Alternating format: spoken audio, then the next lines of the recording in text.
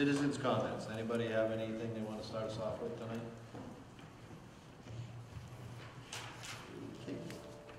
Committee updates. We didn't have any subcommittee today.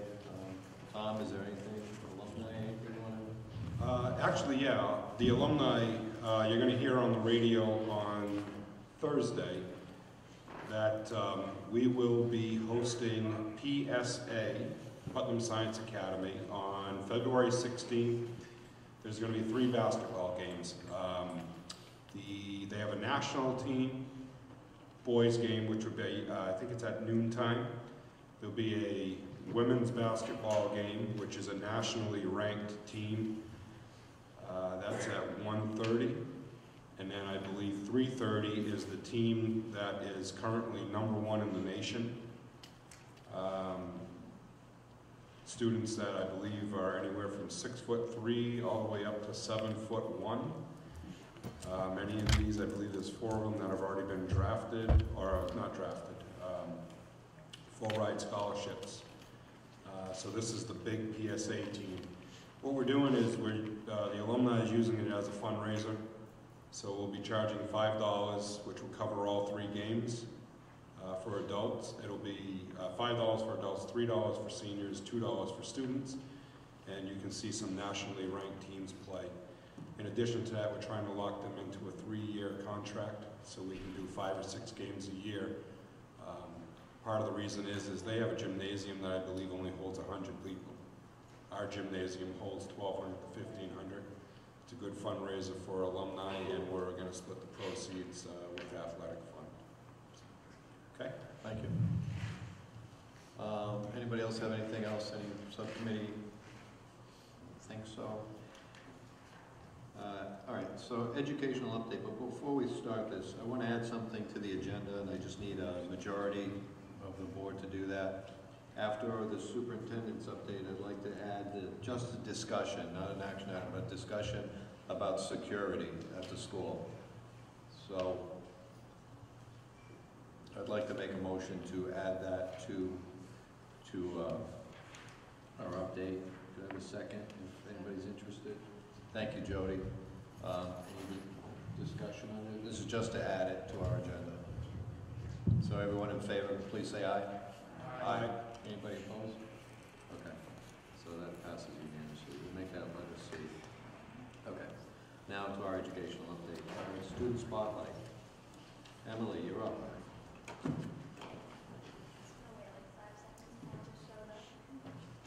What? Okay. Well, you can walk really slowly to the microphone.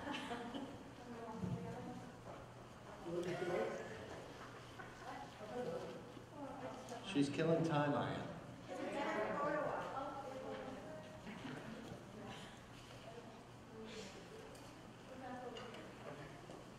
Back over here.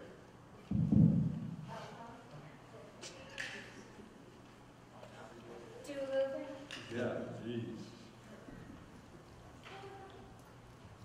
Did you guys rehearse this? Of course.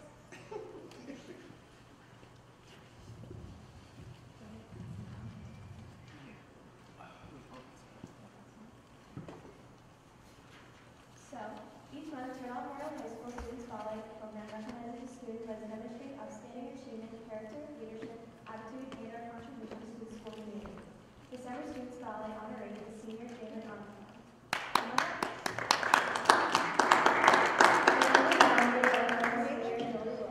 In Jalen's nomination, Jolie states, Jalen is super happy all the time and always has me laughing.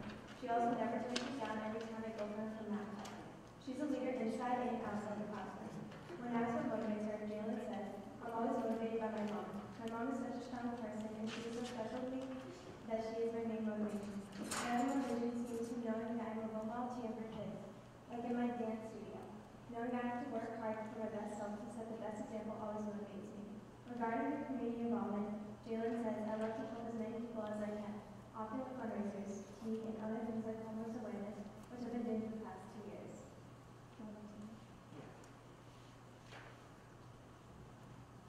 Jalen actively participates in many organizations inside and outside of school. In school, Jalen is a member of FBLA, Future Business Leaders of America, and and the School Spirit Association, and the school newspaper. And she serves as a peer point tutor in the school's writing center. In peer point, Jalen is also a member of the student leadership team and the school's chapters of NHS and Triad. Throughout her 4 years at TMHS, Jalen has also earned a number of awards and recognition. Sorry, I just walked from the old high school from the opposite. It's okay.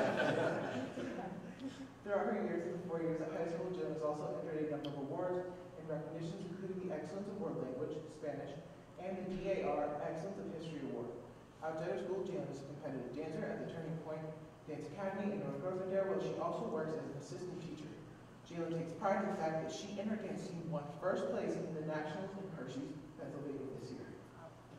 Of her plan for the future, Jalen says, "My plans for the future include being a bilingual registered nurse. I've always known that I want to do something in the medical field and I've always been a science junkie, as someone call it. I also take pride in helping people." Jalen's message to her school community is to remember that life will always be tough, but make sure you push through, because there will always be a brightness to the dark.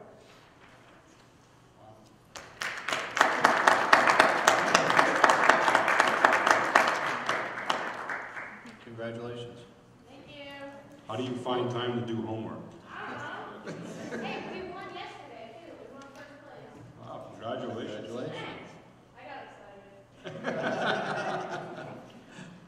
Alright, so unfortunately, we don't have the upcoming dates like on paper for you guys this month. We will have it next month for you guys. But we have the high school mid-year awards and high school report cards sent home on January 23rd. We also have the musical Wizard of Oz auditions will be held on January 14th and the 15th.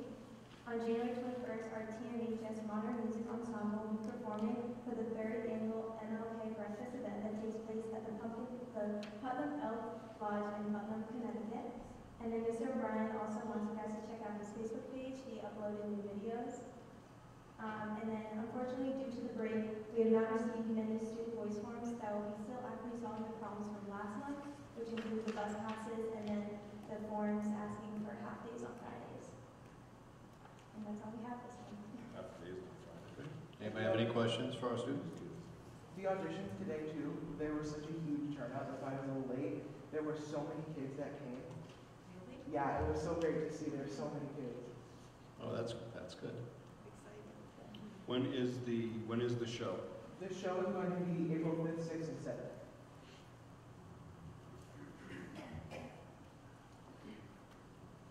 We good? We're good. Thank you. Thank you. Go study. Oh, yes.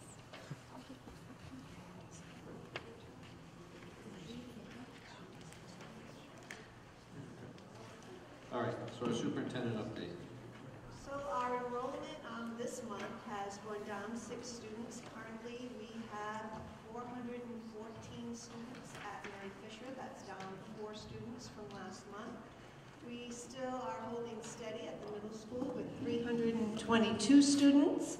And at Turtle Rock Memorial High School, we are down 2 students to 250 for a grand total of 986 students in our district.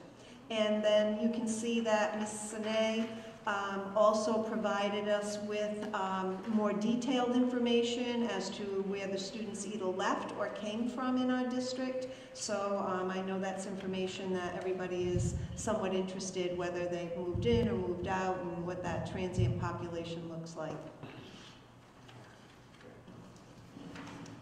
Any questions for the superintendent? Okay. Moving along, we'll go to our administrator reports. Ms. Beltram, you want to start us off?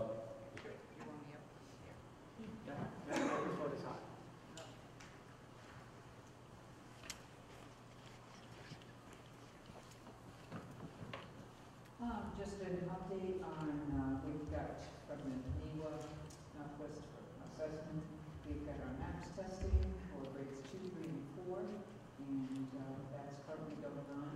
And an event we have coming up is always fun, is Math Night, and it's a free family event, and that's next Wednesday from 4 to 6.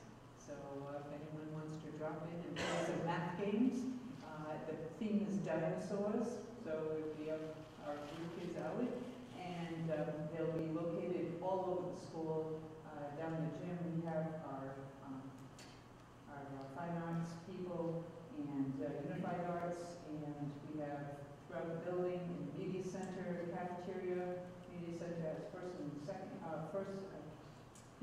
day, and then cafeteria has first and second grade, and then reading department, and third, fourth grade down there hall.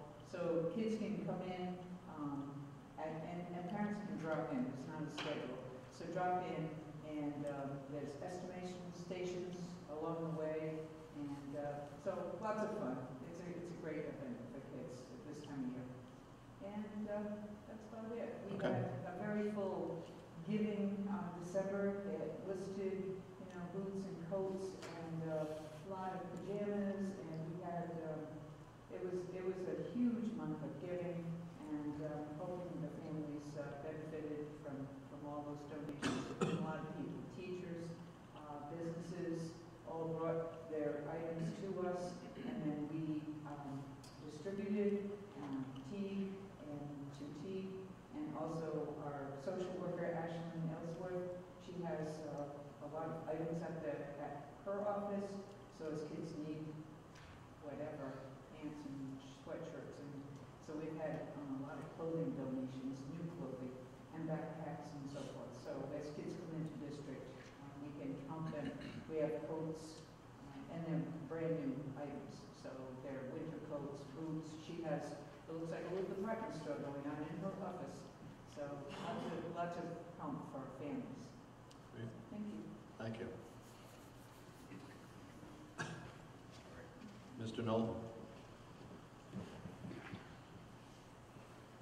Good evening, everyone. As Mrs. Beltran just mentioned, we started NEWA testing also today at the middle school. That'll be going on all week and into next week with makeups and so forth. So we're hoping to finish up by midweek next week. At the last meeting we here was brought up by a parent about what the status of the homework club was from last year. And so I went back and I did some research on that program, got together with several teachers, and we put together an updated version of that that's going to be called the Academic Support Center. It's going to meet on Tuesdays and Thursdays in the Media Center until 4 o'clock. It's going to be staffed by 3 teachers and a media specialist. Our intent is to have a math science person, an ELA reading person, and a special education teacher there, as well as our media specialist till 3 o'clock. And the intent is to provide tutoring, remediation, makeup, retake work, whatever the needs are for students that need to get their academics back up to speed. And we have a process that we're putting into place. I'm meeting with all the teams this week in terms of how we're going to communicate it to the parents as far as week to week, who's going to attend, how they're going to get home, and so on and so forth. So we have a pretty good plan in place for that. And most importantly, that lengthens the kids' day by a couple of hours, so we're also going to have snacks available as well for them so they can make it through their day, and hopefully kids are going to take advantage of this. We've had such good success with our 5th and 6th grade alternative behavioral classroom in the last several months. And we have some kids in 7th and 8th grade that would be in need of a similar classroom, so we're in the planning stages right now of locating where in the physical plant are we going to actually put a 7th and 8th grade room, timeout rooms, and things like that that we're incorporating in the 5th and 6th grade program. And we're also looking at staffing, and we've done some interviews. And again, this isn't anything that we're going to be rushing into. We want to take our time, make sure it's planned effectively, so that when we get it up, we're good to go and we're up and rolling to get the similar success that the 5th and 6th grade program has experienced. Moving forward with our PBIS initiatives, we have added another new wrinkle, and that is Student of the Month. Every month, we are going to have our grade level teams nominate students. As a faculty, we have put together the criteria by which we're going to make this determination. It is not necessarily going to be the smartest boy and the smartest girl, or the kids with the highest academic averages in each grade level. It's going to be for kids that really apply themselves academically. Maybe they have made great strides in changing their academic performance, maybe behavioral turnarounds, maybe have overcome some personal tragedy or trial or tribulation, or whatever the case may be in their personal lives. So it's things like that we're going to recognize a variety of different kids for going the extra mile and stepping up and doing the right things. So students selected will receive a certificate, a small gift, have their picture taken and posted on the new Student of the Month wall, recognizing the Student of the Month students. It's going to be posted on the hallway outside of the cafeteria. And this is a good segue into our new newsletter. It's going to be coming out in a couple of weeks. They'll also have a little blurb in there about their student of the month, and their pictures will appear in there as well. And I'm proud to announce that over the holiday break, our Lady Tiger basketball team competed in the Robert Caranto Holiday Tournament at Bartlett High School. And they did win the tournament, defeating Dudley Middle School and Southbridge Middle School to earn the championship ball that we are proudly displaying in our display case outside of the cafeteria along in the gym. So, Wow, congratulations. thank you. Thank you. Any questions or anything? Good. We're good, thank you. Miss Baker.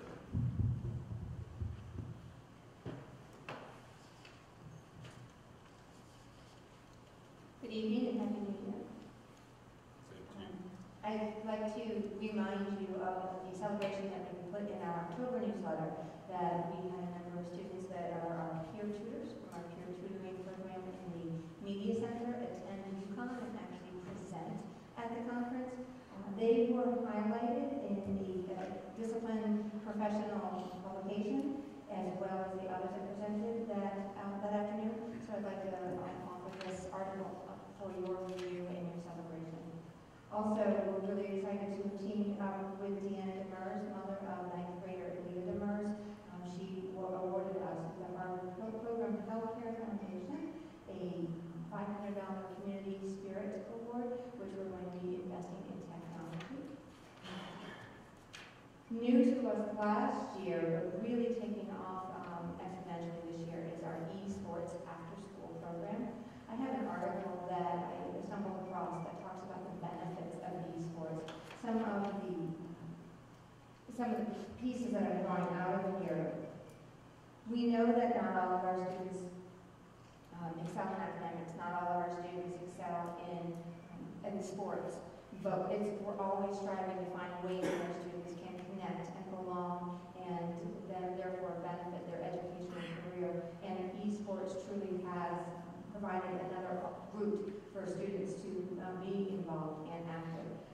The esports provides vehicles for students to connect with their school, culminating in ultimate measures of success.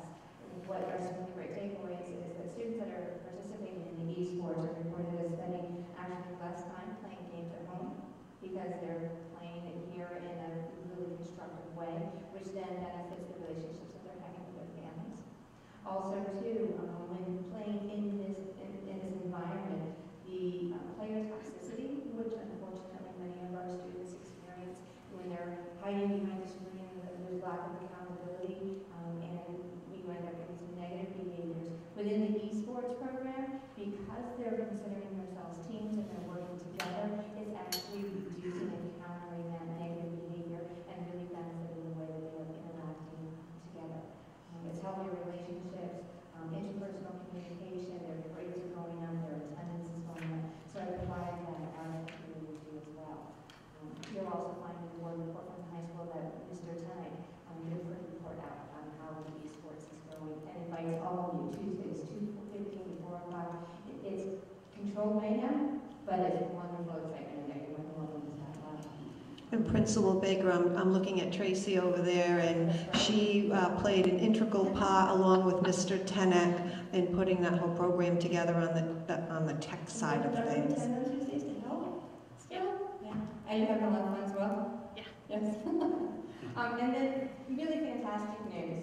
Jen Beer is a recent graduate of ours, and you'll find as the last point on our board report is self-published. These books are available at $12.99. Mrs. Beer, Jen Beer, your math teacher, has a stack if you're interested in purchasing. But we're really excited to celebrate early successes of our most recent alumni, and so we're really excited. Thank you. Is it possible to have Jen's mom or Jen contact us through the alumni? Because that's something that we can put out to the Alumni Association as well. Absolutely. Thank you.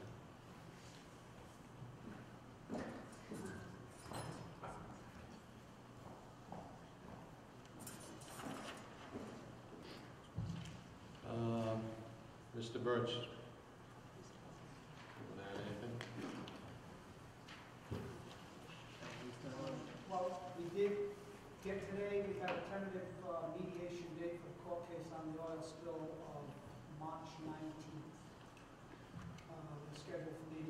Putnam Court. We have contracted for fuel oil for next year, a favorable rate. We got it for $199.46.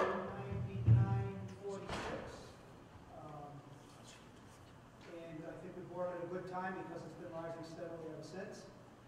We also have a new electricity contract for the next 5 years, and we got 2 cents a kilowatt hour over our very favorable rate that we've had for the last 2 years. So we're now at 8.5 cents a kilowatt hour for electricity. We're looking at 2 energy conservation projects, one for exterior lighting, which could save us potentially $10,000 a year in electricity costs. And the other one is for all these overhead lights. There's 35 of these. They're 150 watts each, and we're looking at replacing them with LEDs that are around 30 watts each. So that'll be a savings. There's no incentive on this because the hours aren't enough. But the problem is much like home, people turn them on and forget to turn them off. So they're on way more than they should. And I guess the last bit is, not all of you are aware, but we had a fairly serious boiler failure in the middle of December, just before we broke for Christmas. And so I got some help from Atlantic Power Services. They were here the day after Christmas for 3 days, and we tore the boiler apart and put it back together again, and by New Year's Day it was up and running. Thank you. Bill, Yes. couple things. On these lights, can we do some type of motion? Well, that's pretty difficult because they're tied into the stage lighting. So they're different. Like these lights right now are at 50%, and they're programmed through the stage lighting. If you had a motion sensor on them, my fear would be that in the middle of the performance, somebody would go to the bathroom and turn the lights on. Okay, I know we can do them in residential where they can be switched or motion. Yeah. So if you shut there's that a- off, there's a- then the motion detector wouldn't There's matter. a possibility we could look at that, because we have to get somebody from Strandon to tie them into the, the stage lighting. Yeah. The other question on the boiler, how old's that building? How old's that boiler? That boiler went into service in Christmas time, 2006. Is that typical? I mean, Maybe for those boilers. I would have thought a lot longer on a commercial boiler like that. Most of the boilers in this complex are more than 30 years old. Right. But, I don't know, that seems pretty young to be having that kind of failure. But, We got the best price. Bill, I missed the first conservation effort we were doing. Oh, it's for exterior lighting. Exterior. All the lighting on the outside. Okay, thank you. Okay, Ms. Spinelli, you want to add anything you want to add? Only that the esports tournament window for the CIAC is February to March, and we're probably putting 2 teams in. And so the registration has to happen before February 8th. So Dan Tenek and I have, we've met, and he's looking to see which kids are interested, because it goes like 30, 50, 20. There's teams of 5 for League of Legends, and I forget what the other game is. There's teams of 3. So that's where they're at now. And we're in the middle of our basketball season. Okay. Doing all right. All right, all right. All right, does anybody have any questions for any of our administrators? Mr. Poland, do you want to, I didn't mean to ignore you. That's okay, I was hiding behind Tracy. I just did want to apologize, there is no board report for me this month. Things just got away from me, so I do apologize. But there isn't a whole lot going on at the moment. We are finally getting everything up to speed in the middle school. We have Barb Fox, who's been in working with our teachers several times, working on that, so I'm very pleased about that. And I'll get you an update to the curriculum plan as soon as I can. Okay, thank you. Anybody else? Did I miss anybody? Mr. Prentice? Anything? No, not at this time. We had a good PD coming back. We had some Alice training. Ron Berger came in, leaders in their own learning, as well as the ruler training PD, which was great on emotional intelligence. That's a tremendous program. But other than that, nope. Thank you. You're welcome. Okay, moving along. Next is the school configuration discussion. So I know we've been talking about this for a long time. And so the superintendent and Bob put together some numbers. And it's nothing we're going to decide on right now, but at least it'll start a discussion if this is what we want to do. It could have some budget implications if the board chose to change the current configuration that we have on campus. So that's something to keep in the back of our heads as we're going forward. And this is kind of going to be a tag team presentation, Mr. Gentis. And so Bob did a lot of work just taking a look at, and obviously this doesn't match our numbers today, but at the time he took the snapshot of our student population. Our configuration as it is now has 988 students today. I think I reported 986, so we're 2 off on that slide. But you can see what the grade level breakdown is. And then he did a projection for 2020, which increases our population by 3 students. And what he did as far as grade 8 going into grade 9 was he put together and looked back trends and then figured out a formula based on the numbers that we've had over time, saying that about we'll have 70 students that stay with us in grade 9. I confirmed it with Deb. We lose about 28% of our 8th grade class every year. I went back 4 or 5 years to determine what the spread was, just to try to get as accurate as possible. So, thank you. And so we were looking at possible options, and we've been kicking around our current configuration. Everybody knows it's pre-K to 4 in Mary Fisher, grades 5 to 8 at the middle school, and 9 to 12 at the Turtle Up Memorial. One of the options is to put pre-K to 5 at Mary Fisher, leave grades 6, 7, and 8 at the middle school, and then of course the same configuration at our high school. Another option would be to have students in preschool through grade 6 at Mary Fisher, have the high school house grades 7 through 12 and totally eliminate the middle school. And then option 3 is to have the elementary configuration up to grade 7 and then the high school grades 8 through 12. And those were just different options that we kind of brainstormed if we wanted to change the configuration of the Thompson Public School campus. so just to get a visual, this is the current configuration, and then this is option A with pre-K to 5 and 6 through 8 and 9 through 12. And then this is pre-K to 6 and 7 through 12. And then this one is pre-K to 7th with 8 through 12th. And then this is all 3 compared, stacked. The blue is Mary Fisher. The orangish is the middle school, and the gray is the high school.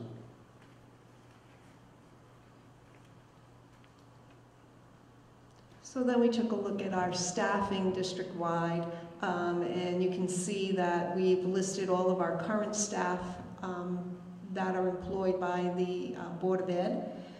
And then we took a look at that in comparison to projections for 2020. And that will, some of the discussions that are coming out in 2020 certainly will be more flushed out and more explained during our budget process. That will happen next week. And then moving grade 5 to Mary Fisher. And I don't know, Bob, do you want to go down those expenses? Sure. The first thing is the phone system. The phone system, and with Bill, but the phone system is at capacity. It's old. I think there might be somebody named Ethel in the basement doing the switchboard, answering the phone sometimes. But actually, it's every single every single jack is being used, so that it's at capacity. There's nothing else that can be done. It's wired, so it would have to be upgraded in order to be able to reconfigure any kind of internal phone system, which means you basically have to start from scratch. It can't be reconfigured. It's got to be something that starts from scratch. How it impacts the network, we don't know yet, but the intercom system would cost $9,600. That's the rewiring the paging system, the internal paging system. So say the elementary school went pre-K to 6, you'd have to rewire the 5th and 6th grade so that they would pick up announcements from the main office in the elementary school. You'd have to do the same kind of thing with the high school. If you went 7 to 12, you'd have to have an opportunity to be able to configure it so that the 7th and 8th grade could get the same announcements that the high school kids were getting. So that would cost about $9,600. Next is security indoors. We're in need of some door configuration anyway, but the cost for that, because of the rejiggering of the hallways and security, it would be $17,500. Additional buses. At Mary Fisher, we have 2 buses that are at capacity. You add another grade to those 2 buses or another 2 grades to those buses, you're going to have to increase the amount of buses. Buses will cost about $70,000 a year per bus. So there's 140, and apparently that would also be another $9,500 in diesel costs. If we went to a 2-school configuration, also one of the part-time assistant principals would have to go full-time. Well, even moving 5th grade to Mary Fisher would add another 80 students, and at this point, I believe that we would need to have 2 full-time administrators if we did that. Yep. And then obviously there's an impact on the unified arts schedules. Because the 2 schools don't line up, there would be some shifting with their schedules between a elementary schedule and a middle school schedule, and hopefully we'd be able to figure that out without additional FTE added. The savings would be the impact to middle school athletics, and we'll get into that more in the next slide, but at this point there wouldn't be any eliminated positions. So, yes, Jody. If you're having to add 2 buses, would there be an elimination of a bus? No, because it'd be more routes running. We pay for the buses by the day, not by the run. So we'd be adding 2 buses additional to our current fleet. But you're not adding any extra students, so. Right. And I get what you're doing here, but it can't all be bad news. There's got to be some savings somewhere. So we're not bringing any more students, so there'd be less on one side, or if you're gonna pick up more, you know what I mean. So We haven't had DADCO do a full analysis until you give us the green light and you want us to do that. But you're right, maybe on the secondary run there might be 1 bus less. It depends on the regions where the kids live, and they can take all the kid data out of our SIS system and actually plot that. But right now we know that there are 2 buses at capacity at Mary Fisher, so we know for sure that on that particular tier, we would have to add 2 buses. We don't know if there could be a reduction on the other side. Kathleen? Okay, and I would argue that the phone system shouldn't be included because if it's that antiquated, it's going to be replaced anyway. So moving kids from one area to the school to another area. Yeah, but it would make the expense now as opposed to later. But still, I mean, that should not be, I mean, I understand where you're coming from there. I agree on the buses, that we're moving these kids anyway. So, 1 bus, maybe, it depends on where they're dispersed through the town.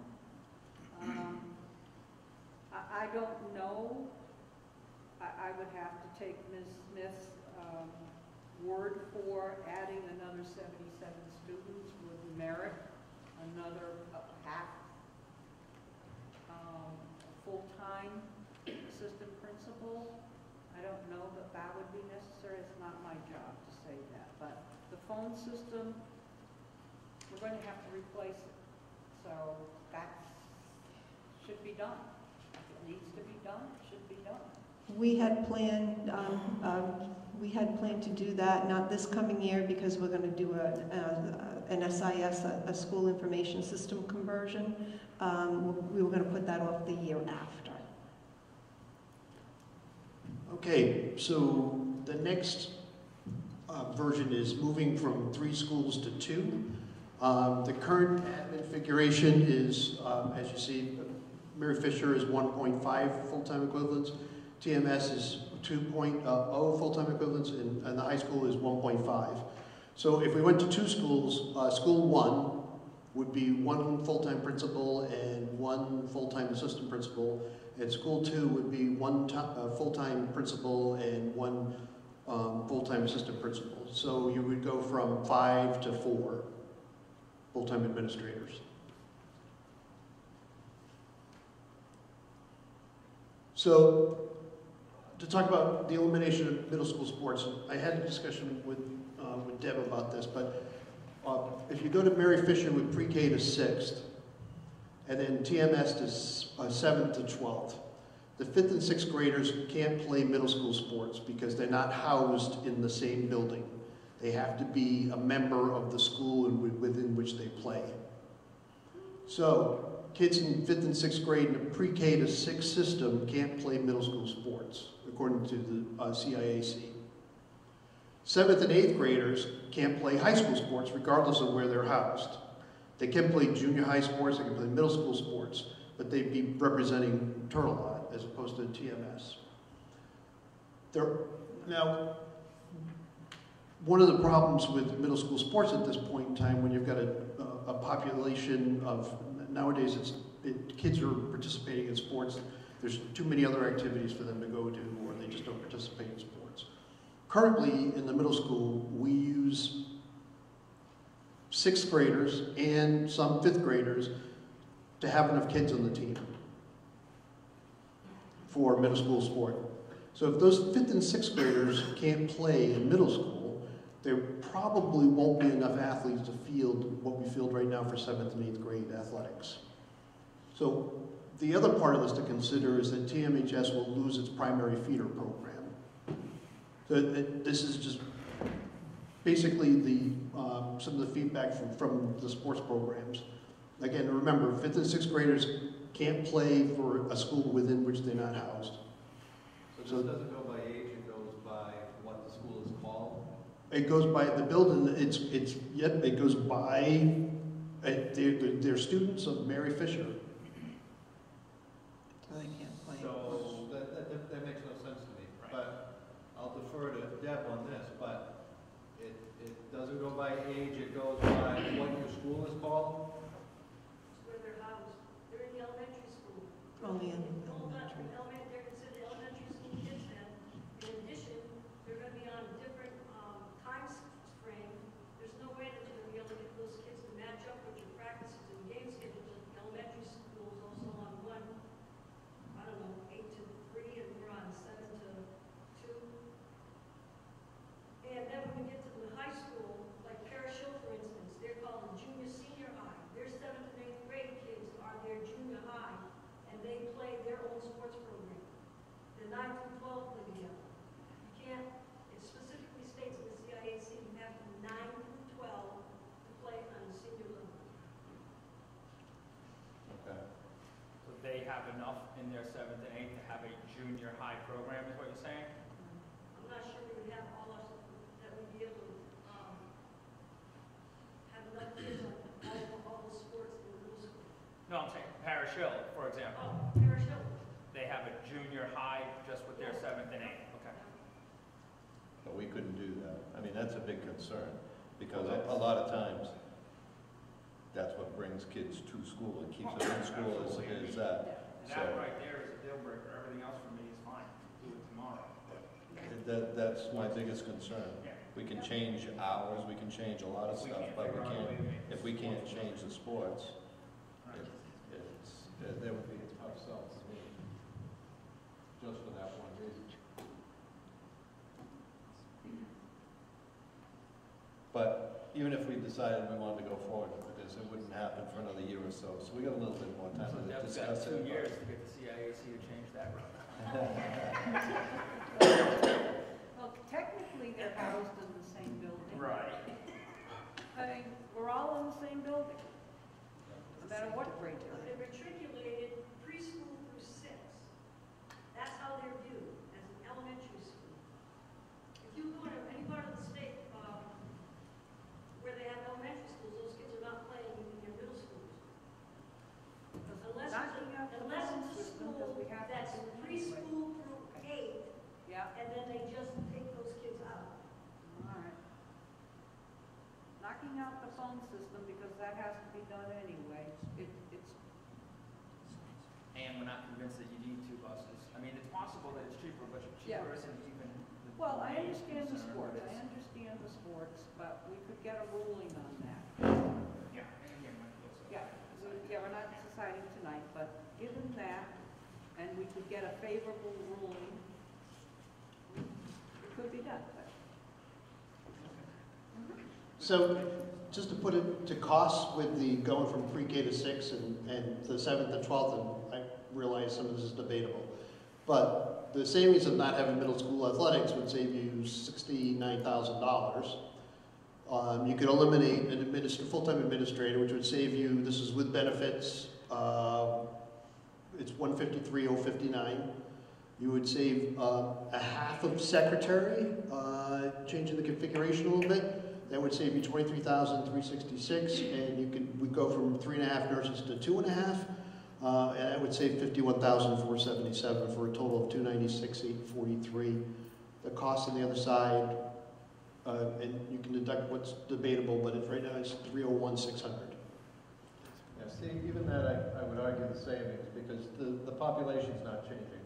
I can't see how you could possibly eliminate a nurse, because we still have that number of students here. Secretaries, the workload's not changing. So even the savings, I think, is, even though your cost might be a little off, I think the savings are off too. So this needs a lot more discussion. Just as an aside, because I know I did a lot of stuff with nurses in a previous district. I mean, the average ratio between students and nurses in the state is 1 to 635. So that's big, but that's what it is, according to the SDE. So basically, we're figuring, I have no opinion one way or the other, so this is just a black and white. But going along that logic, we could eliminate a nurse right now, and I don't think we can. I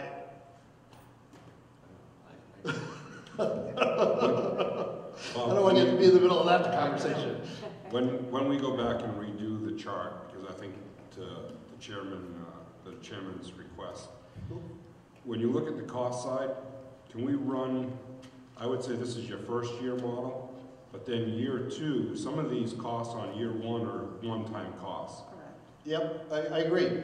So I think what we should look at is year 1, year 2, for instance, phone system, intercom, those are all one-time. Security and doors are one-time costs. I think your costs will be much less versus savings on year 2. Okay? Just a thought. That makes perfect sense. And I just want to voice my concern that even though there isn't any research that backs one school configuration that is better than another, anytime you can reduce transition points, that's always a good thing. So grades 4 to 5, there's always a drop in student achievement.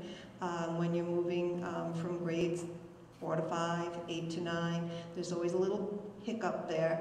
But overall, if you believe in middle-level education, which I certainly do, I just oppose a configuration change at this time. I think it needs to be thoughtfully planned out.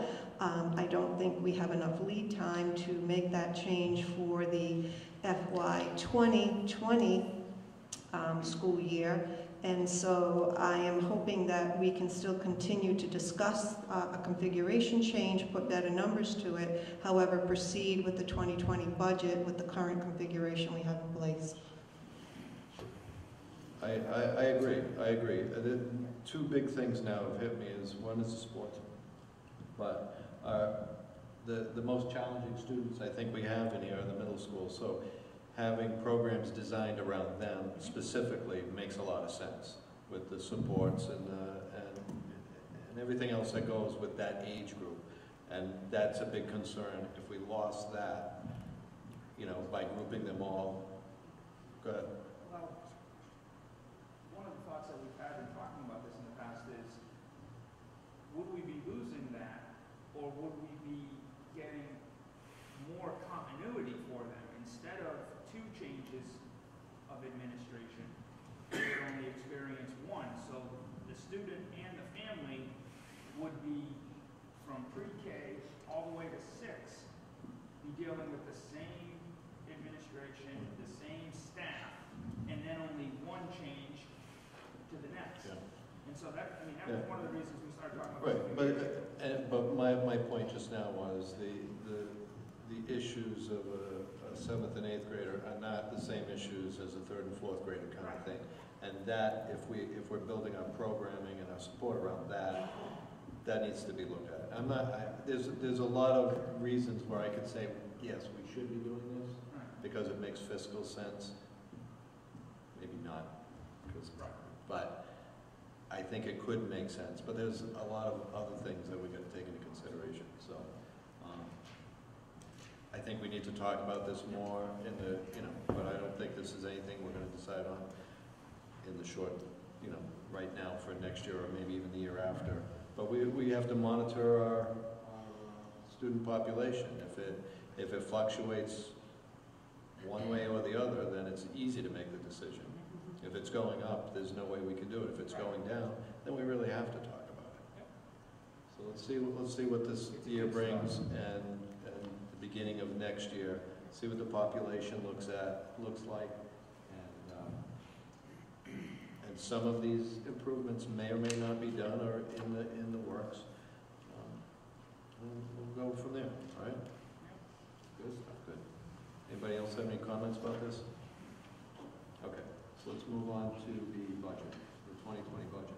So having said that, Bob's going to talk about preparation for the new budget. Let me change my background picture. So I'm not used to turning on a microphone, but I love, this is my favorite time of year. It's like better than Christmas. I think you're the only one. Yeah. Excuse me? So one of the ways you can really find out about a place is to go through their budget, line by line, which is essentially how we got started with this. We started with meetings with the administrators, and I'll give you a timeline, but started with the meetings with the administrators, and talked about some of the changes in their programming, and people put a lot of time and effort and work into it. We got a little delayed with inputting some of the information into Munis because of system issues. But once we did that, I reviewed, after all the things have been entered by the administrative assistants, and I went through and I entered in all the payrolls. Did that, and I just went through entering the correct payrolls based on contracts and tables. Went through again, making sure that people had the right percentages in prepay, so that we charged the right insurance, made sure we covered life insurance, made sure we covered all the little things that people get reimbursed for or paid for, and that was just the payroll portion of the budget, which is a pretty big percentage of the budget, but I wanted to make sure that stuff was correct, and then figuring out which salaries were being charged to grants in anticipation of not when somebody is paid for by a grant, it's usually not 100%. It's usually a certain percentage that way. I'm going to give you a quick example. If somebody is paid by Title I, we don't pay them 100% out of Title I because then that's all they'd be able to do. So you pay them, say, 70% out of Title I and 30% out of the general ledger. But at the same time, you want to make sure that all their FICA is figured in ahead of time, FICA and Medicare and all that other stuff. The reason I'm bringing this up is it wasn't necessarily, it didn't seem like that's how things were put together previously. And I'm not speaking ill of the dead, because I'm sure in the district that I came from, the people were talking the same way about the budget that I put together. So, well, they're not, but I just want to make sure that I went through all 500 lines of this budget, that you'll get the actual copy of the budget of where it's at right now by Wednesday. This is kind of something just to give you direction without numbers. And you'll get the actual 530-page printout. It's not from Munis. It's not that weird thing that you can't read. It's the weird thing that I give you guys every week, to, once a month, to see how the budgets are working out. It's a lot more, I think it's just a lot more comprehensible that way. I do this for a living, and I love doing it. And the way that, and other towns do it too, just do a Munis printout, which makes no sense. So, and then we reviewed the budget with the superintendent, and we were working on some of it today.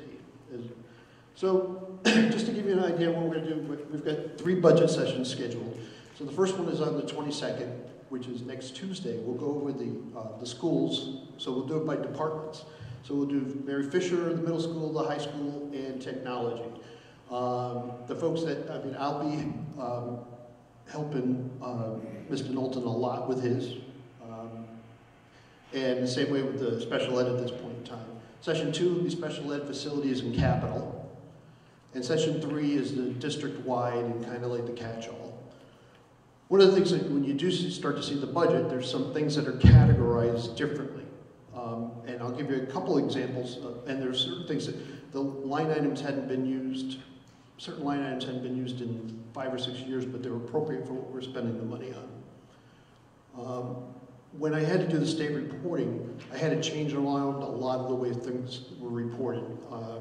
And for example, to make sure, to be able to identify what expenses were on special ed, and I might be getting a little into the weeds here, but that's, you're gonna have to bear with me because I like talking about this. So, health insurance is not just a district-wide expense. Health insurance is an expense that is for general education, and it's for special education, and we pay the cafeteria's health insurance. Last year's budget was built with it all thrown into one pot. So consequently, special ed had the potential to be underreported by $450,000 because the health insurance wasn't included in special ed.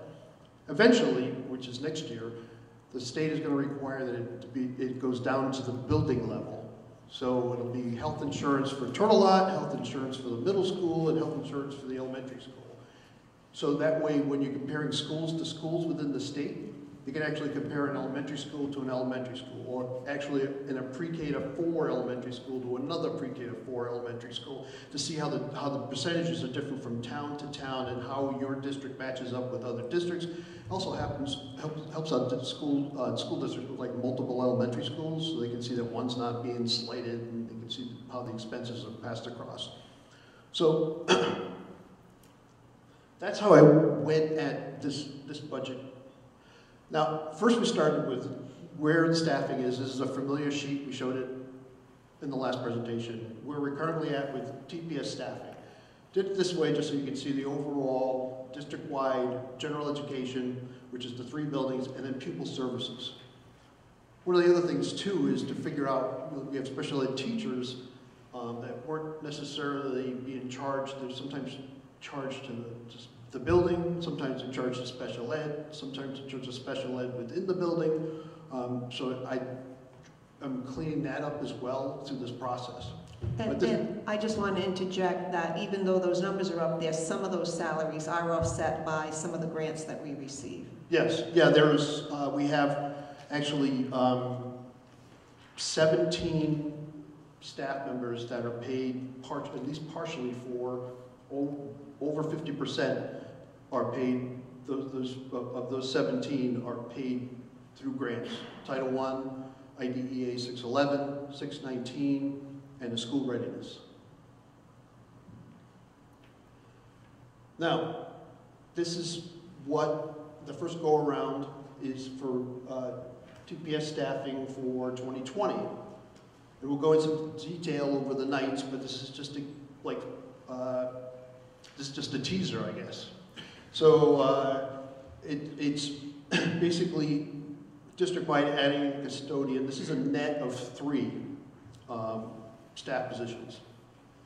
So adding 1 custodian, and we'll go into the reasons why when we go into those nights. It's 1 less general education teacher, 1 additional media center specialist, which is a teacher position, 2 less general education paras, 1 less media aide, and 4 permanent subs.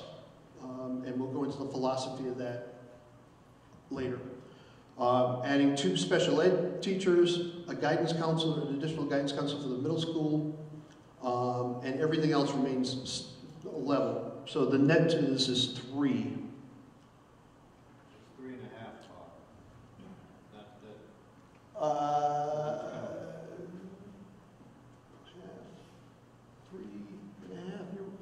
3.5 minus, you are correct.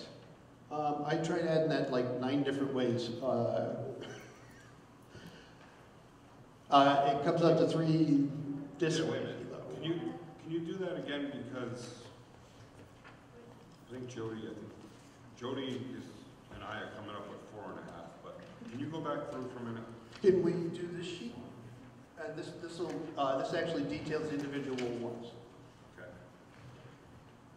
You know, after a while, sometimes when you're watching the Patriots and doing accounting staff at the same time, after a while, sometimes it 4.5, right? Yeah, it's 4.5. I'll fix that.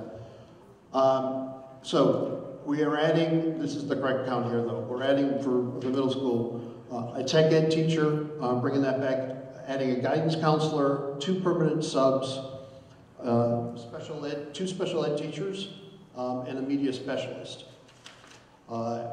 In Mary Fisher, we're adding 2 permanent subs, and then for the district-wide is custodian.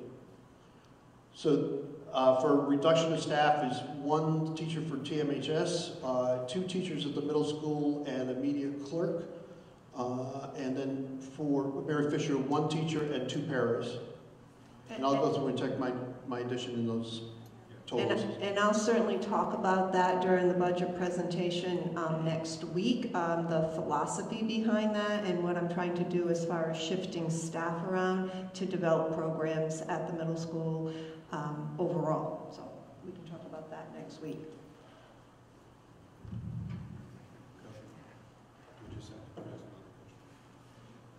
On the 17 staff that are paid by grants, is that the Alliance grant? No, it's Okay. nobody's Alliance. It's Title I, IDEA 611, 619, and school readiness.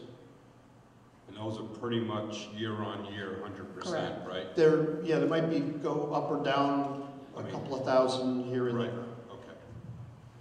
there. Okay. We weren't receiving any Alliance money this year. Yeah, I just... But, so I've been busy, thanks to Linda, she helped me, and Danielle. We got a listing of the education subcommittee leadership, so we sent a letter to every member of the leadership at the state legislature. Also to remind May Flexer and Rick Hayes that we still have this alliance dilemma that we'd like addressed. So hopefully, and then this week as well, we got legislative priorities sent out by the Superintendent's Association, and I reminded the Director of CAPS that Groton and Thompson were in this unique alliance situation. So I'm trying to get at it from every angle I can think about, making sure that, and making some noise about the fact that we're still sitting here unfunded in alliance. That could really help us out. Okay, so the total cost of this chart's net impact is $224,455.44 approximately. Just to go back to the programmatic changes, guidance, we currently have 2 at the high school and 1 at the middle school, and adding 1 full-time equivalent at the middle school. Tech ed, it's the reintroduction of the program. The library media specialist at, we have one at the high school right now. We want to add one at the middle school and switch a clerk for a specialized position. And then permanent subs, and I've seen this in a bunch of different other districts, adding 2 full-time equivalents to the middle school and 2 to the elementary school. And basically what it does is it creates increased accountability and consistency of coverage within the building. You have a need for that many at least that many subs every day, and so it's familiar faces within the building. You pay them a little more than you would pay a normal sub, but they're become full-time employees and they're here every day. So it's not like it's not like a classroom that keeps switching subs. I'll see some familiar faces. We've done that in the past with varied results, but if they're not subs anymore, you're hiring full-time employees, which Healthcare. Healthcare. yeah, that's tough. Yeah, I've done out the cost, including the healthcare and the life insurance and stuff like that. It's not just a straight up. No, I just want to let you know we've done it in the past. Okay. And it's with varying success. Some of the stability that we're seeing at the middle school now, we did obviously secure some coverages, the same people from now until the end of the year, and that's more or less, that's been fairly successful. So we took a look at that and said, well, how can we stabilize people in and out all the time and consistency for students. So we'll take a look at it and what it's going to cost us. In the end, we're hoping that, you know, some of that survives the budget, but it's just some of the ideas that we put together for the budget moving forward. So next week, I'm going to give you, obviously, Bob just did a broad stroke of some of the things we're thinking about, but I can give you the specific details. And there's been some staff shifting there, so it's not all that we're adding positions, we're actually eliminating some positions, so some of the changes are just a wash. It's just, I'll give you the background next week. We have, there's certain projections that we're still waiting on. I'm supposed to have an insurance price tomorrow for health care.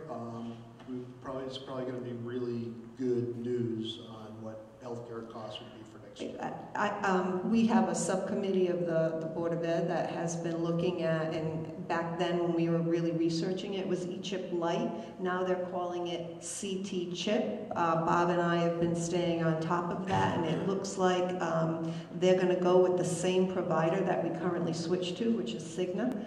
And if that's the case, there's a good savings amount there. Once we have the details, we'll present it to the board. I'll ask Larissa to come and do a presentation to the board, but it's looking very favorable. And just to this, I'll send this out Wednesday, but this is just a sample of what the spreadsheet will look like. I'll have it by department, org code, object code, and then the description, and then 2016, 17, 18, the 2019 revised budget, the 2020 budget, the dollar difference, and then the percentage difference. And then I will also send it with pivot tables so people want to play around with pivot tables to see, you know, what it costs, what is by department. If you need some help with that, you can just be more than welcome to give me a call. And then, you know, similarly, just to give you a better look at it. And that's it. Questions, comments? I think just the first thing is, you know, we have workshop on the 22nd. That's a public workshop. All of it. All right, so we'll have a draft of the budget by this Wednesday. Okay. And the meeting is the 22nd. The meeting's the 22nd, then we have the 20th. Tuesday. Tuesday, and then the following week. And the following week, 2 budget workshops. I'm close to it now, Tom. I just want to wait for the insurance, and I would feel better going through it like 5 or 6 more times. Yep. To make sure that the number, that I've hit everything and I didn't double change anything, so. That's good. Good. Yeah, very good. Now this is good. Okay. All right. More to come next week. Great.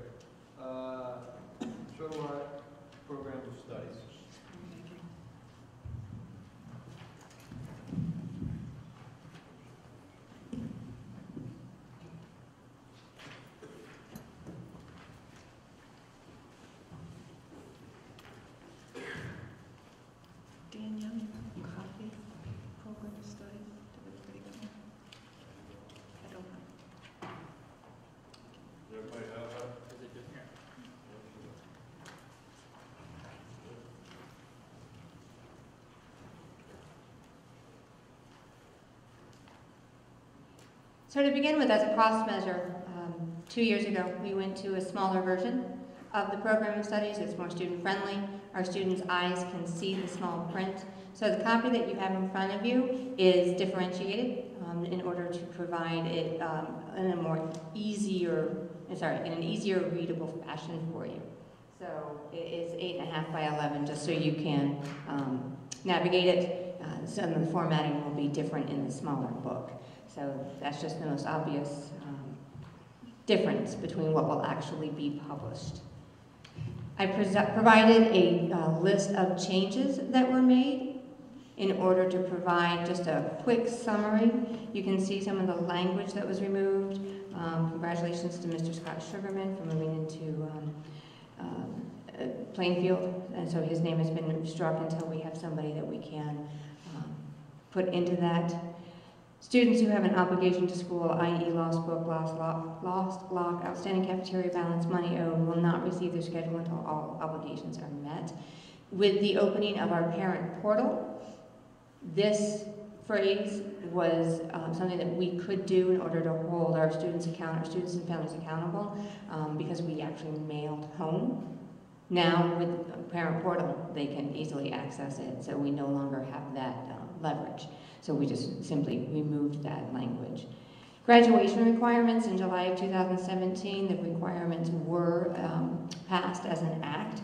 So some of the things that we've made changes in for the 2023 class will be noted in this 1920 program of studies. Taking out the addition of the students being able to meet proficiency on a state-administered test, scoring at or above the national average on the SATs, in English, math, biochemistry, and physics. We also changed the registration process. While we kept approximately 3 weeks prior to the start of the school year, the parent portal will be open for students and families to view their schedule.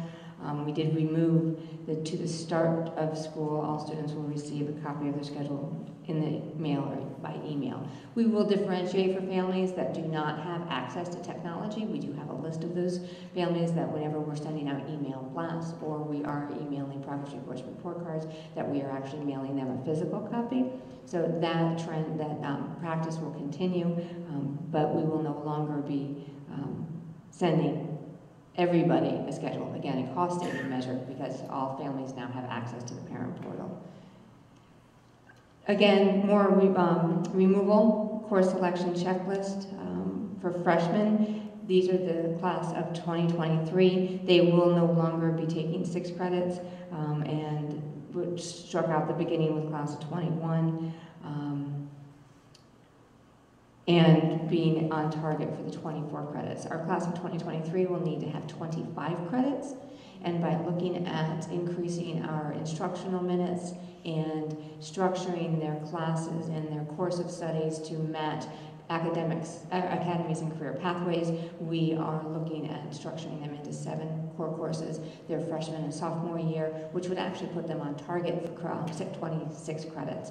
We did do a quick analysis of our most recent graduates and wondering, with our current schedule, how many credits are they graduating with on average? And they are currently graduating on average with 25 credits.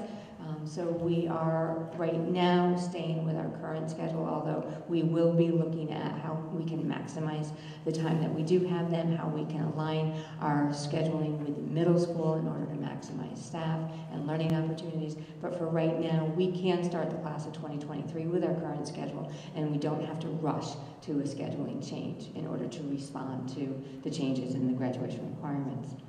Some courses that we removed through the VHS program, the AP Chemistry, Computer Science A, and Computer Science Principles, because we're really excited that we're actually going to be offering those from our own faculty. So you'll notice those as addition to Turtle Out Memorial High School College possible credits and no longer needing to be a blended learning opportunity. We removed UConn American Studies, again, because we are actually offering in grade 11 AP, English Language and Composition.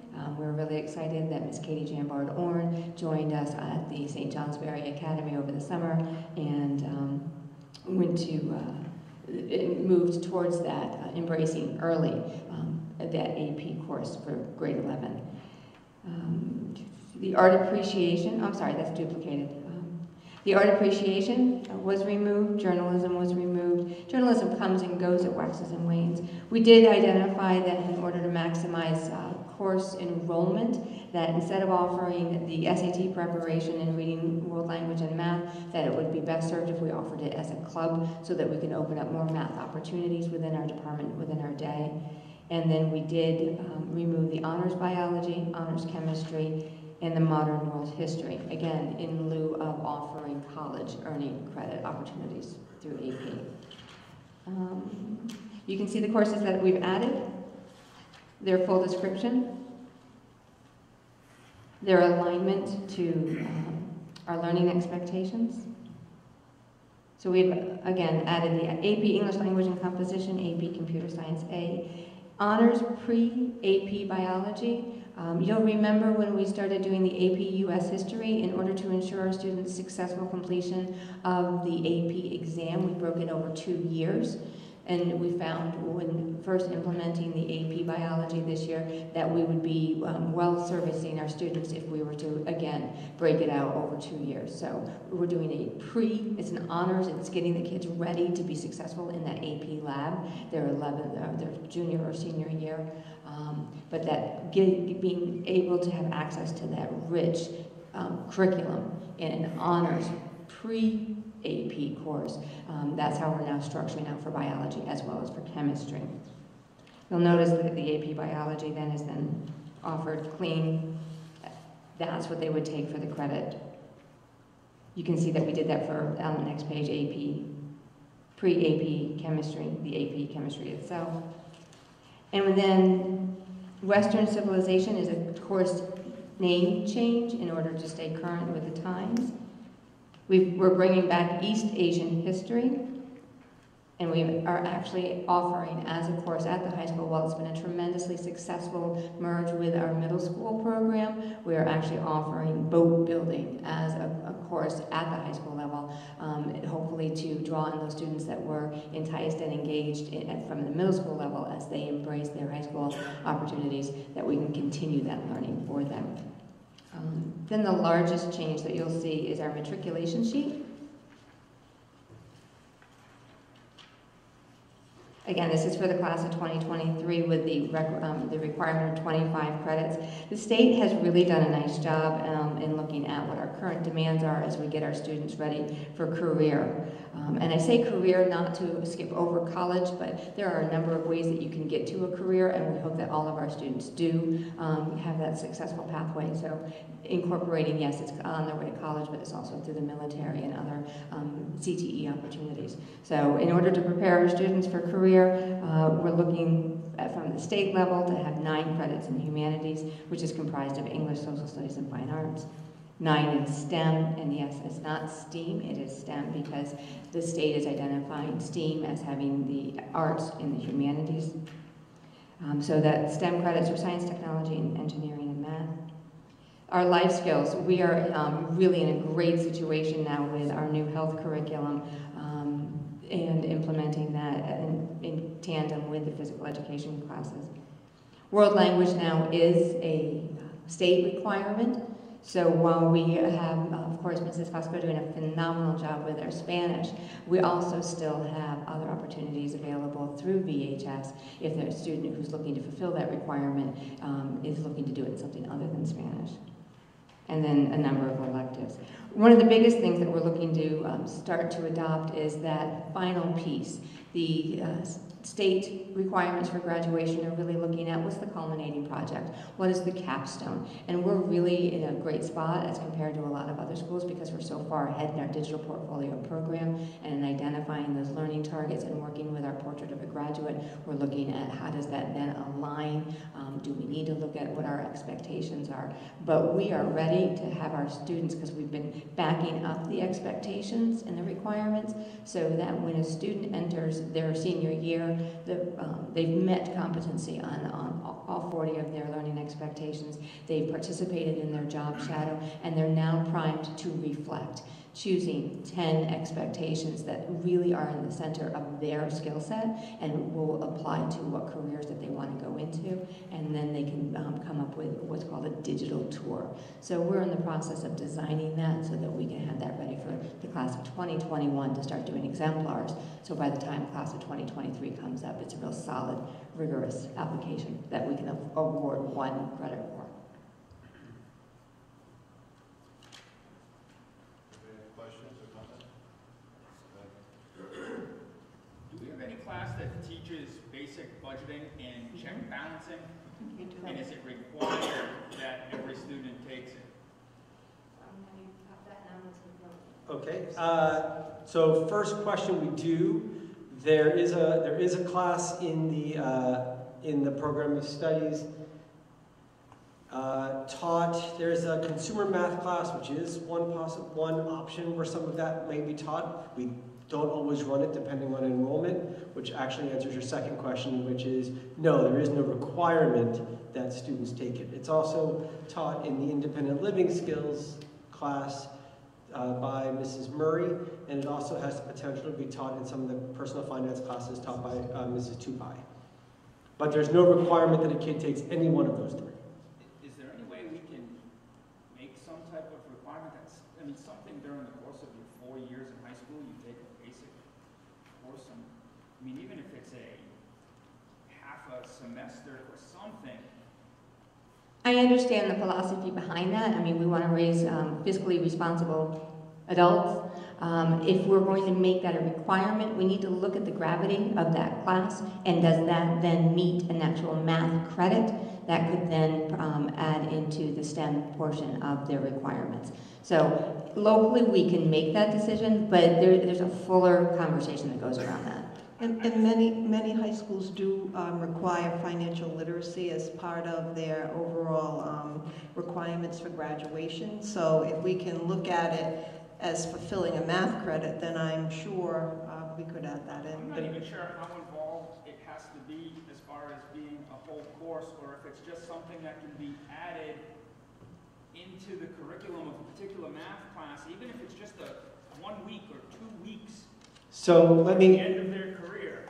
Completely understand. So let me just add that in the work that we did for the strategic plan a year ago, right? One of the things that came out in my area was a request for certain skills like that. Not all of them math related, but yes, there were some that they wanted instruction in those areas.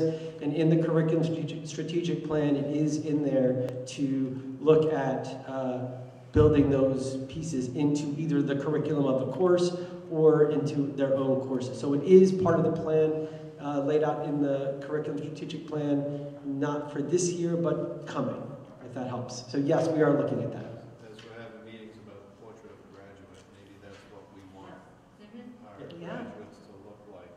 They can balance a checkbook. Books are going out.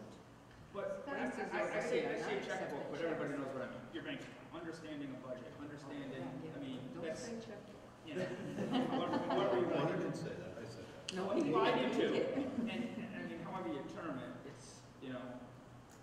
And I don't know if that's included, but we do have the money management class that I see here under the business department, so. Right, that's the one by Mrs. Tupai. That's the one, yeah. Right, and again, I'm not looking at you, I mean, we all know that there are certain students that are going to take these courses. I'm talking about making sure we touch everyone, because I think the students that are going to gravitate away from those classes are almost the ones we have to worry about the most. So when it comes to, you know, getting out there, we're talking about career, like you said, it's not always college, right into the workforce, and I don't know how to budget my money. So I will just say this, Sean, that one of the places where I would really like to build that in some place is in 8th grade. I know that one of the concerns I've had for quite some time now is as students come to the high school, not all of whom are necessarily thinking of college, or they don't know what they're thinking of doing, but they don't understand the gravity of what it means to actually make a living. And so building that into the 8th grade in some form would actually help make the the journey of high school real as far as what they're trying to achieve and why that's important. I sat with a student not that long ago and pulled up the statistic for him saying that a student who graduates high school makes about $500,000 or more in their lifetime as a result of just graduating high school. So when he asked me, I just want to go and work, I'm like, well, when you finish high school, you're practically getting a check for $500,000. So I think making those kinds of things real for students would be important before they even get to high school. I think putting it under the portrait of a graduate work, I think will be a step in that right direction. The boat building project, that was middle school that was successful, right? So we started it at the middle school. However, we have students that continue on with Mr. Joyce up at the high school that are still interested, and I think that's where the boat building course spun out of that. We were offering it at the middle level as an after-school program, and now he's actually going to add it as a course, which is nice. Those students that have been involved in the after-school program have already started to matriculate in. So Yeah, our so current my question freshmen. is, this says grade 10 to 12. Why Right. wouldn't we do it for 9? So the student that is right now a freshman, their next year, who participated their first year, they'll be sophomores next year and eligible to take this. What he is also saying, so they've had some experience with it, but there's a necessity to having some just general knowledge, foundations. I don't know if you put that as a requirement.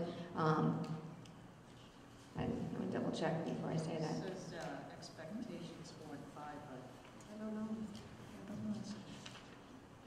We're also having conversation Right. about trying to line up the time schedules with the middle and the high school, because if we are successful in adding another tech educator at the middle level, could there be a possibility that we can share some of that time back and forth and be able to offer more coursework in tech ed? So that's a future discussion between Principal Milton and Principal Baker on how to make those two schedules line up. So I guess what I'm trying to understand, Jody, do you think that it should be perhaps open 9 through 12? Okay, I can have a conversation and we can certainly explore that. this is for next year. Right. You have 8th graders. Well, especially if they're coming out of 8th grade and they're doing it, yeah. We can certainly talk about that. But they really need to prepare for high school too.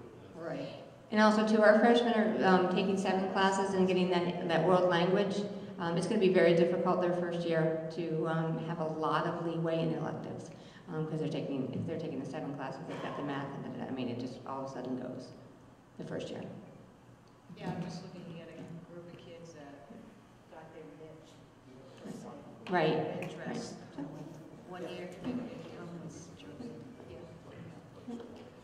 Any other questions Can you look at, it's page 10, of the draft?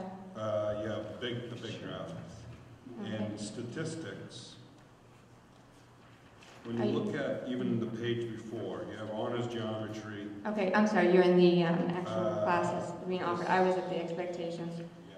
So let me get to the second half. I'm just Okay. wondering if the classification as statistics being academic is correct. Should statistics be honors or AP? Okay, in order for it to be an AP course, it's a completely different type of rigor, and it needs to be aligned with College Board. Which one are you comparing it to? Yeah, it's on page 10, Right. statistics grades 11, 12, Right. course number Right. 1111. And what are you comparing it to? I'm looking at, you have pre-calc, calc, And what page are they on? yeah, advanced math is honors, but yet statistics, which is a higher math, is only academic. Is it higher math because it's a grade level higher math with deeper learning and because of their developmental skills? Or I don't know. okay, It's not necessary. yeah, absolutely. I mean, just give it a, It's not necessarily a higher math. I would tell you as a parent of a child who could not do pre-calc to save his life but loves statistics, it's a different kind of math altogether.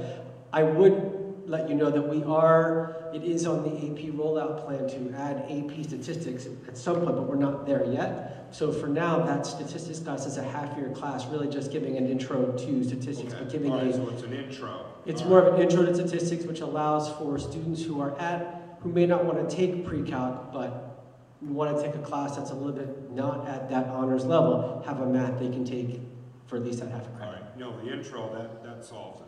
Okay. All right, thank you. What was the other one? Question on the music ensemble, 1530 and 1531. What is the difference between the two classes? Okay, so we spent quite a lot of time differentiating for these because the ensemble does take years to develop the skill. And I know that the first time we looked at it, the point was made, the very valid point was made, how can you take music ensemble 4 years in a row and get credit for it? So she went back and she differentiated the expectations that were being held for each of those courses as they developmentally got deeper and the requirements increased. So this is something that the board looked at very closely, if not last year, the year before, and approved them as they are. Yeah. And they have not changed. I was part of that. And But I'm not seeing the difference. So I guess I'm just asking a question. Maybe I missed it the first time. I see the difference between 1, 2, and 3, but not 3 and 4. They look identical. Just so you know, I think the thing that stands out is that in the 1530, it says including about 4/5 of the way down, understanding of the 7 out of 9 music elements needed to create and perform music effectively, and talks about a few other things, but then on 1531, same place down, understanding collaboration of the 9, so not 7 to 9. So you have to complete all 9.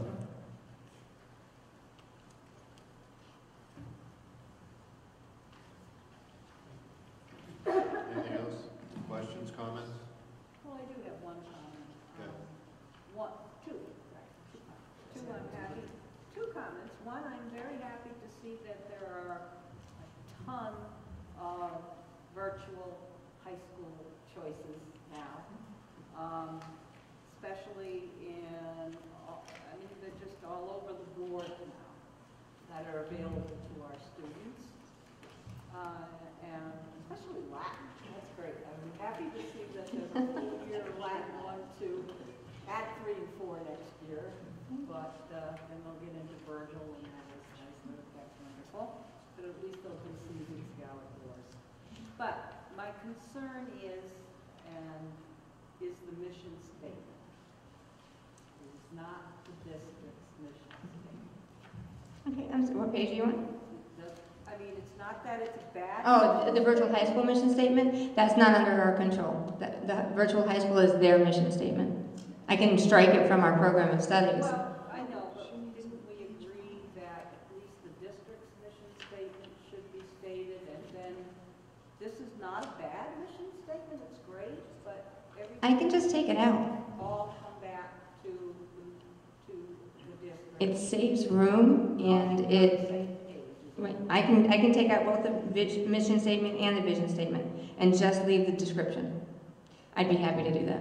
And it would be a good idea on page 5, where you have the core values and beliefs and learning expectations, having the district's mission statement, and then roll into the school mission statement. And Catherine is right. That's what was cited in our capacity and coherence report, that everything needs to align back. I wasn't on page 5, so. Just adding the district mission and vision statements. Kathleen, can I just respond just for a moment to the comment about virtual high school, which we are very pleased to offer as many courses as we do for virtual high school. But I just want to also state that there are many students who we do service at the high school for whom learning independently at, online is not necessarily ideal or proper for some of them. So, to be honest, one of the things that I'm most pleased with is all the different electives and other courses that we do offer, and I wouldn't want it to and I don't think you meant this, but I just want to be clear that it doesn't in no way, that the virtual high school in no way replaces any of the teachers or the value that, like I said, I know you didn't mean that, but I just wanted to make sure we stated that up front for those people who might be watching. I just wanted us to make sure that we stated that to. I do not mean it to replace, it just broadens. I understand. I just wanted to make sure we stated that. Thank you. The other thing that I have, especially with the languages in the virtual, Latin's great. I took 5 years of it, but the French I noticed is only half a semester, and it's French and culture. You have Russian and Mandarin. If we could offer students the actual language. Again, that's not under our program of studies. It's the teachers that they have available that are working for their business that they offer that way. So we don't have control over what is what they're creating, what they're offering to us. But we had a program like something like the Rosetta Stone. They could offer them. Could we partner with a school like Marianapolis or a school like Woodstock Academy who has foreign students, who could bring in someone who spoke, once every 2 weeks? We could partner with a student who was taking that language. And we have to be very careful of our contract and honoring our teachers that are here at Thompson to be able to bring in other educators. But Catherine raises a good point. We only have Spanish at the high school. We don't have any languages at the middle school, so that's an issue. But to grow a program like that, in my past when we offered Chinese virtually, we actually tapped into Bryant University and had those students come down because tone in those languages are really important to get from someone who speaks the language. So it is very possible to do that, to augment our language programs, especially for some of the kids that are taking them virtually through VHS. So it would be worth exploring that.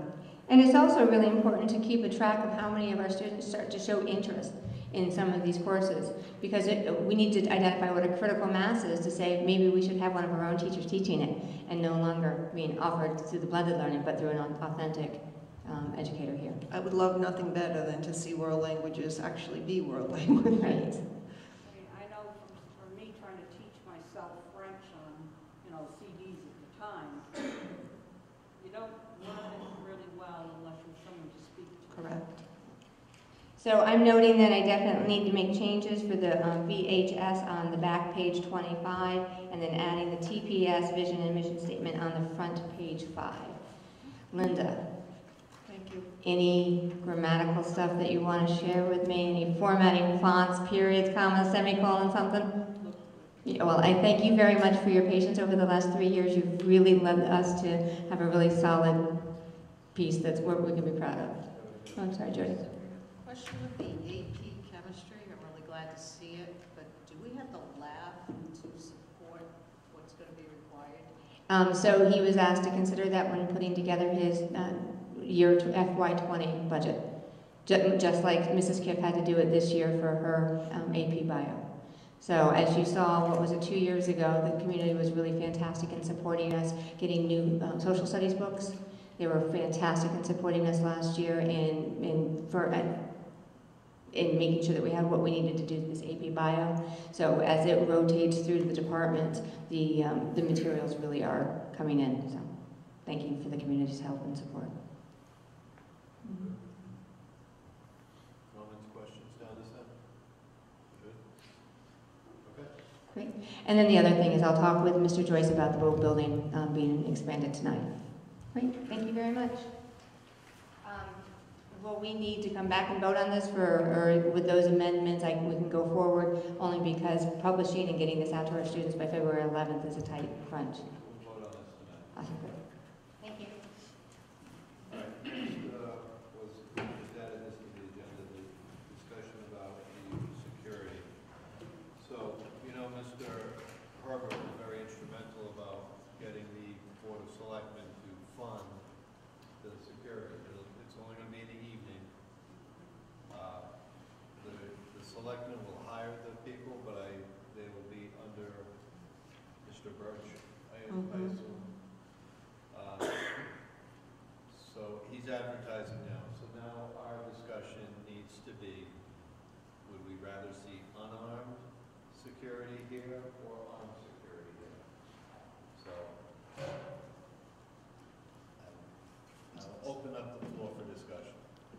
Could I just interject for a moment? We've been meeting with the security team from Woodstock Academy, and they were actually out here to look at our campus, not to be consultants, but to just take a look and give us some feedback, input on the number of staff, and then the conversation came up about armed and unarmed. So they are certainly willing to come out if you'd like to hold a special meeting and ask questions about how they run their program and why they have armed security. Of course, their security is during the school day. Ours is proposed for the evenings after school hours. So that's the discussion that the Board of Ed needs to have. Would we be better to listen to them rather than, I'm personally against arm, but that's me because I'm leaning that way myself, but I'd like to hear what their reasons would be. I'm willing to listen Yeah. as to why. So, Well, a couple questions first. You just said people. So I read the ad, and as of right now, what are we actually looking to hire for? Because the initial discussion that we had a couple months ago was, the broader discussion about, okay, well, the building's not locked after school hours, who's gonna open the door now that we're locking the building? So I'm just curious, first of all, is, what are we looking for? I think it was whatever, 3:30 to 9:30, whatever Correct. the time was. But, okay, we got a basketball game in the middle school, we got a basketball game in high school. So What are we doing? So initially, and that's why they came out to take a little walk on the campus to see how many security officers, for lack of a better word, would need to cover this campus when the building is open from 3:30 to 9:30 adequately. Obviously, one person can't do it, and the recommendation was at least two, and depending if they had some high-profile games, you might want two in the same actual location and in the same gym. So would that spawn the fact that we might need a third person on an evening like that? So we had those conversations regarding coverage, and it really related to the schedules, the games, and whether they were a hot game or not a hot game. I know Deb does hire troopers to cover when we have those high competition games, and so in those cases, obviously, you'd want more personnel here. But right now, the selectman, Ken Beausoleil, is looking at someone 3:30 to 9:30, and then his discussion with the team that was here, should there be two or should there be three? And what we came to terms with is that we should have enough people on a schedule that we could rotate people through, and then if we needed an extra person, that we would have somebody available to schedule for that. And I guess the scheduling would come under our supervision. However, the hiring and the payment of the wages comes through the town. So it sounds to me like we're looking to, as a town, we're looking to hire 2 or 3 or even 4 people that would all technically have the same position. Correct. And just be scheduled accordingly. Correct. Okay. or we could have 2 unarmed people here, and when there's a high-profile game, Deb will still bring a state trooper in. We have different options. Well, right, but we have an ad in the paper. What do I think that was jumping the gun, but I know we needed to get it started. So we have an ad in the paper, that's why I'm asking. What do we actually hire? Well, because we're hiring, I believe that they're hoping to hire either a retired police officer or a retired corrections officer, and then giving them direction on whether or not they would be armed or unarmed actually plays into the amount of a salary that we'd give them per hour. Obviously, if someone's armed, there's different certifications that they need to hold, and those kind of questions is why the Woodstock Academy security director is willing to come out and just be able to answer those technical questions that I certainly can't answer. So, for my 2 cents versus the unarmed and unarmed, what you just said about, I just think, it was jumping the gun. I understand we have to be able to open the doors now that they're locked. If we have a meeting, nobody can get in. I get that. And so we need to move forward with that. But I think we need to take a step back and look long term. Do we want armed guards, which for the record I'm fine with, I have no problems with it. It's just a matter of how are they certified? What is our policy? Do we have to set up a policy that, you know, follow either Woodstock Academy's lead or any other school in the area that has armed guards? This is a process that isn't going to happen, you know, in a week or two. And so immediately, if we're hiring people, I think I would be perfectly comfortable with hiring unarmed to start with, but with an ear towards let's move down the road to having a policy in place for armed. As far as I'm concerned, hire a SWAT team. I don't care as far as if they're properly trained, they're protecting the kids, they're protecting the facility. That's what we need to do, but we need to do it properly, with proper steps for the policy that we approve. When the state trooper comes in, does he take off his gun or does he keep it on? No, he keeps it on. So we do have someone here that's armed. When the troopers but, are here.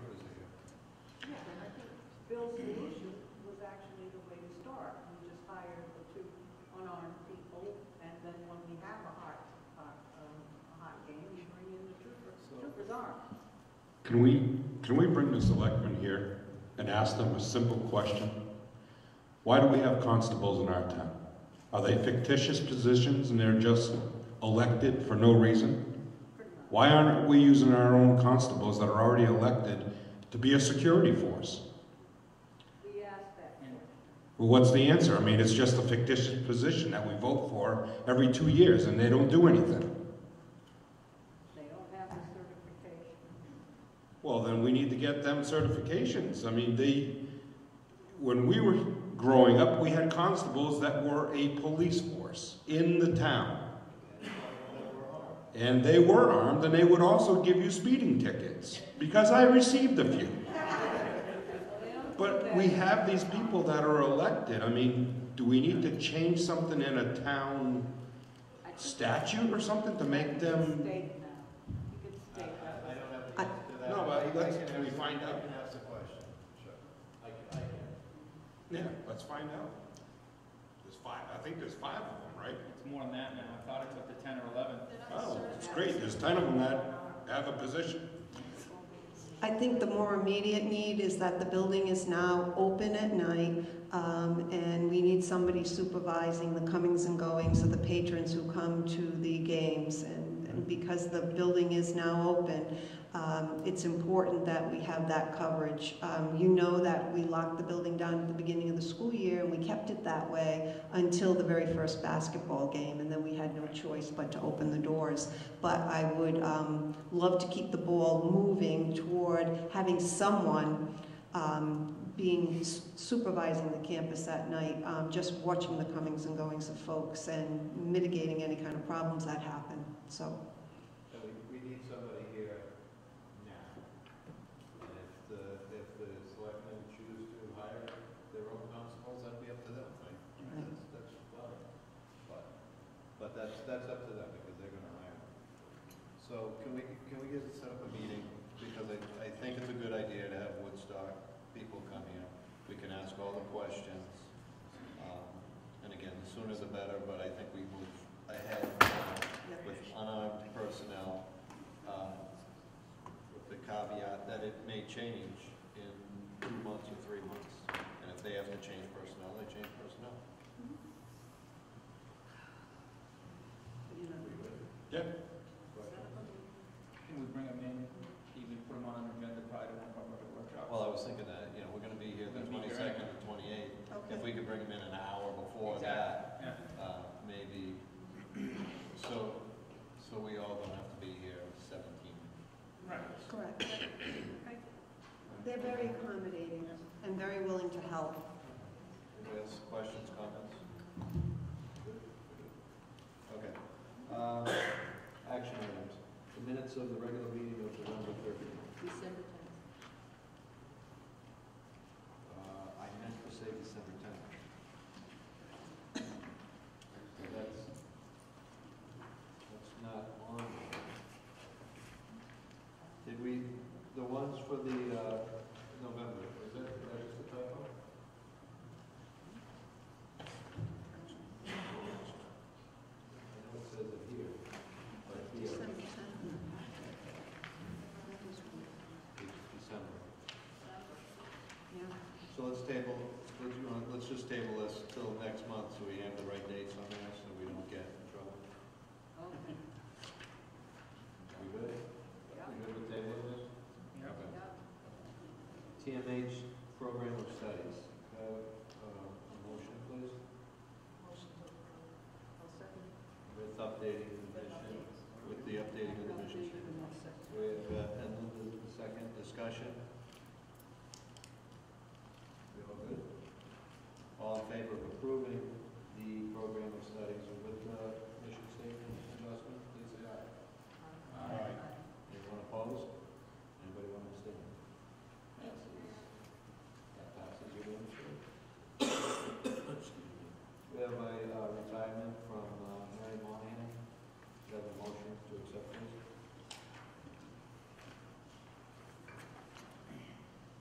I'll make a motion to accept it with regrets. We have a motion. Second. And Matt, Kathleen's got the second. All right, I'll second. It doesn't have a date on here. Yes, it does. Yeah, it does March 11th, so it was in Go to the back page, read the second letter.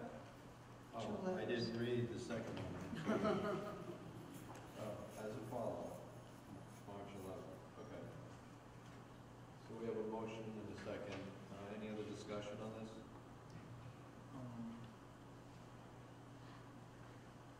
You want to say something? No. Okay. All right, all those in favor of accepting the resignation of Mary Monahan with regret, please say aye. Aye. All opposed? Anybody abstaining? That motion passes. Correspondence, I have none. Old business? Anyone? All right. Citizens' comments?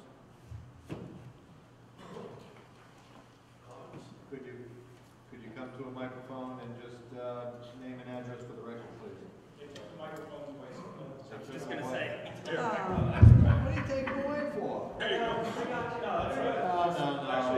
We're making him come back. I got it. It's actually a pretty simple request. You want to be a constable? Yeah. It's actually a problem that I've been following the chain of commands. Could I have your name and address for Oh, us? I'm sorry. It's Mark Boothby, BOOTHBY, and my address is 6 Wilsonville Road, Thompson. It's a problem with the school bus drop-off. Short and sweet of it is really bus is not able to stop within 100 feet of the railroad tracks. But the last 11 years that my son was in the school, before he was starting to drive, and up to a week before Christmas, my daughter was being dropped off at the same driveway, but they can no longer drop her off there. She gets dropped off only twice during the week. There's no pickup in the morning, so I'm asking the board to look into this because I feel as though it's kind of unsafe. My daughter could be walking down the street. I understand that there are walking distances and walking distances are acceptable. But a 68-year-old woman that has trouble walking and stuff like that is to beat my daughter. It is on a hill and it is on a corner, right? I'd ask that the board look into possibly making it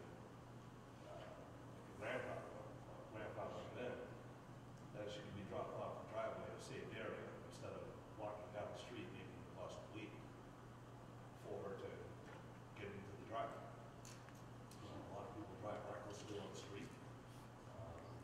As this guy was saying, he was getting pulled over a lot. Houston.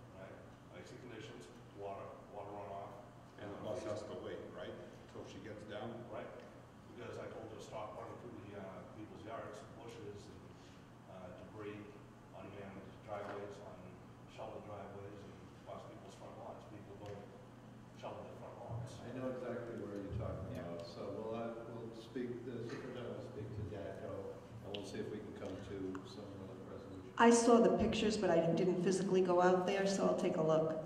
Feel free to go out there. The first driveway off the railroad tracks on the left-hand side. This is a problem that I've gone up the chain of command, so I've also left the Board of Education a couple of messages and haven't gotten anything back. What's the address again? The address is actually 2 Wilsonville Road. Right? And I'm not sure why the bus will not stop within that 100 feet. I don't know what the danger is of that. There may be actually specific regulations around that, and they might be sticking to that, but let me take a physical look at it. I looked at the pictures, and they explained the rationale to me about why, but I haven't physically gone out there to look at it myself. Okay, because I did contact the Department of Transportation, who did kind of agree also, but they don't handle school bus regulations or anything else like that. I mean, for the safety of the child, I understand that, you know, a law is a law. I cannot find that law personally. I don't know where it's hidden, but I cannot find that law. It may be there, I'm not a lawyer, but I think having the bus stop at the end of the driveway for a child to get off in win-win conditions is not an unreasonable request, especially at 75 feet from a railroad track. You know, the actual track itself, not the grace period that the bus stops on. We certainly will look into it, and not that it matters, but how old is your daughter? She's 8 years old. And I understand that there is a distance that they can walk and stuff like that. That's different from 18, so thank you. All right, thank you. Any other citizens' comments? Yes, sir. I've got another bus question. Phil Baxtel, 69 Sunset Hill Road. We recently just moved to Sunset Hill, and it's a dead-end street. I spoke with Kara, I believe it's Karina. Kara. Who is it? Yeah, Karina. Sorry. Karina. And I spoke with her, and she said she was going to be bringing it to the board about whether or not we were able to get any service on that road. Just because I have a 9-year-old, but I'm not going to have him walk to the edge of Route 193, just stand there and wait for the bus. And my wife and I, we have 3 children under 3. So to get everyone up and out the door to drive him to the edge of the road is just, it's very infeasible. He's actually had many late days so far this year, just because we're not able to get everyone out the door in time. So again, just seeing if that's something she said she was going to look into and bring it to you guys. She usually brings it to me. I'm not aware of that one. It's when I spoke to her on Friday, so Okay. it's still early, but that's why I came tonight to make sure to see if we were able to get any information on it. Again, I've got a 5-day-old, so to be getting everyone out the door in time is probably not going to ever happen. So What's that address again? 69 Sunset Hill Road. Okay. And he's in elementary. Next year he'll be in middle school. I see numerous kids walking to the edge of the road, the end of the road for middle school. So whether that helps with more people being on the bus than just one elementary schooler, but I'm not sure. I know there used to be bus service on that road, but now they're Actually, I used to live on that road, the house just before you, which we just sold, 57 Sunset. There was no bus service there, and I had twin boys and a daughter. There's never been bus service on Sunset Hill. Well, the Swansons told me there was. The Swansons? Which again, we're going back a couple years. You're going back a number of years. And I also work at the hospital, so in regards to security, I get the armed versus unarmed debate. Again, with the hospital, because they had that debate, went with non-lethal armed. So pepper spray that sprays, as well as restricting movement through security doors. So if you're gonna have the building open, doesn't mean you have to have the whole building open. Whether that means a gate that goes across a hallway or something of that nature that is still within fire codes, but prevents movement isn't as much. So just an extra thought. Thank you. Yeah. Any other citizens' comments?